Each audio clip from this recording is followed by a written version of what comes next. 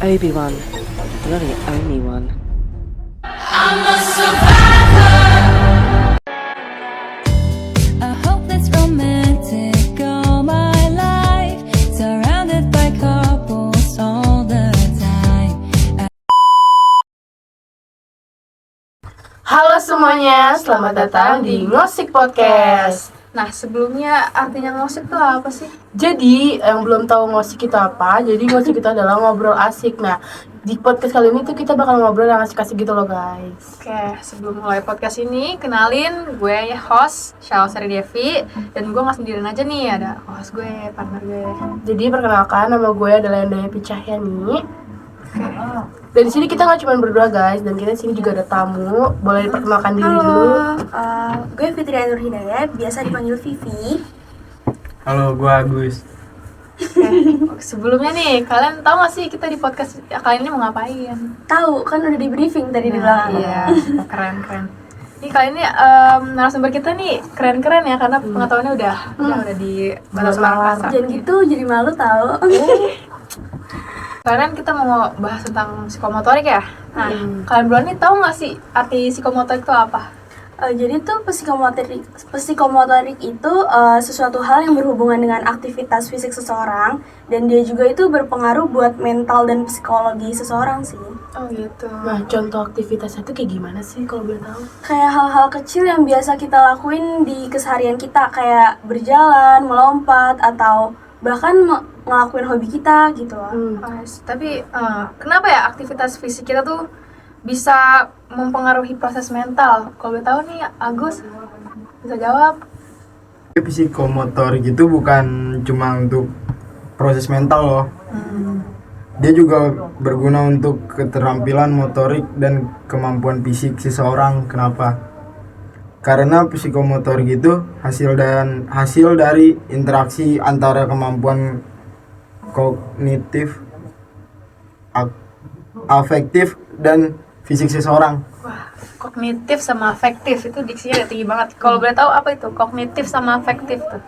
Jadi kalau kognitif itu tuh rancangan sebelum kita ngelakuin suatu hal gitu loh. Sedangkan kalau aktivitas itu ya saat kita melakukan hal tersebut gitu. I see, gitu ya. Tadi mancing lagi tuh. Ada yang mau tanya lagi nggak? Gimana Salwa, ada yang mau ditanya lagi nggak? Sebenarnya jawaban dari Vivi nih udah cukup ini ya. Udah cukup lah buat gue. Cuman masih ada yang bikin gue penasaran nih. Betul. Dampak kayak ya yang kayak yang kita bahas tadi kan, psikomotorik itu bukan cuman berpengaruh sama fisik tapi sama mental juga ya. Nah, dampak yang kita dapat nih setelah kita ngelakuin psikomotorik itu apa sih? Ini siapa nih yang jawab nih? Boleh siapa aja. Gue. Oke. Boleh. Jadi suatu hal tuh pasti kan ada dampak positif dan negatif ya. Jadi dampak positif dari psikomotorik itu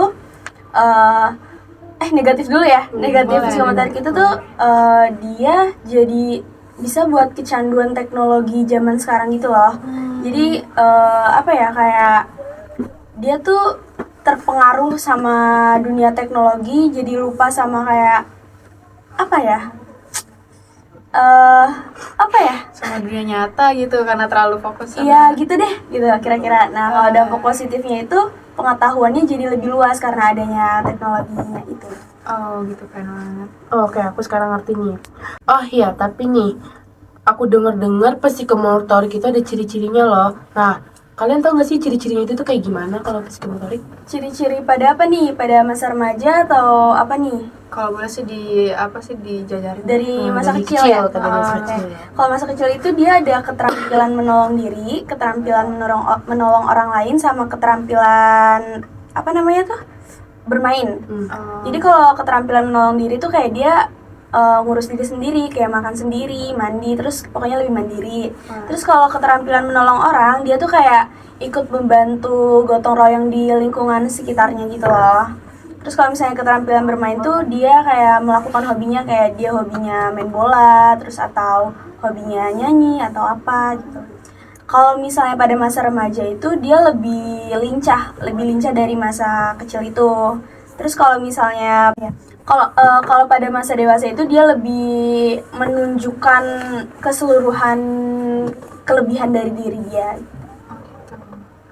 Berarti keterampilan psikomotorik tuh bukan cuman berkaitan sama fisik tapi sama mental juga ya. Keren banget. Terus mau nanya nih, gimana sih supaya kita bisa mendorong pengembangan psikomotorik yang sehat pada diri sendiri? Mungkin lebih menunjukkan kemampuan diri kita kali ya, kayak Ngelakuin hobi iya gitu, kesukaan kita. gitu. Dari hal kecil kayak gitu aja tuh bisa berpengaruh buat mental kita. Iya, benar-benar. Bahas lagi nggak ya? Apa udah nih? Menurut kamu bagaimana ini? Kayaknya udah cukup ya, informasi dari mereka udah cukup bagus kok. Cuman nih sebagai penutup, aku mau nanya dong, Apa tuh? tips-tips praktis untuk memaksimalkan pengembangan keterampilan psikomotorik dari Bima. Dari apa ya, yang penting banget ya itu tuh lingkungan sih dalam kita memilih pergaulan. Karena kayak kalau misalnya kita ada di pergaulan yang menyimpang sama hobi kita, pasti kan kayak kita apa ya, melakukan hal itunya tuh karena keterpaksaan, bukan karena kemauan kita kan gitu. Tapi kalau kita ada di lingkungan yang emang bener-bener wah gue klop banget nih sama lingkungan ini, itu kan pasti kayak ya dia melakukannya dengan kesenangan hatinya dia gitu. Gitu. Jadi itu tuh pembahasan kita tentang psikomotorik. Kita tuh berharap supaya ini bisa nambah wawasan kalian yang nonton nih. Betul. Supaya kalian bisa paham nih betapa pentingnya keterampilan gerak dalam perkembangan manusia, apalagi di zaman modern kayak ini. Oke, terima kasih udah nonton. Terima kasih juga untuk Vivi dan Agus. Keren banget Dari ilmunya. Gak ada bayaran ya? Nanti nggak apa-apa. Oh, oke. Cukup ya? Iya, makasih semuanya. Nggak lucu, penutupnya apa sih jatuh? Udah. Penutupnya apa sih jatuh? Udah ulang. Udah masalah apa lucu biar lucu. Udah, bye-bye. Anak circle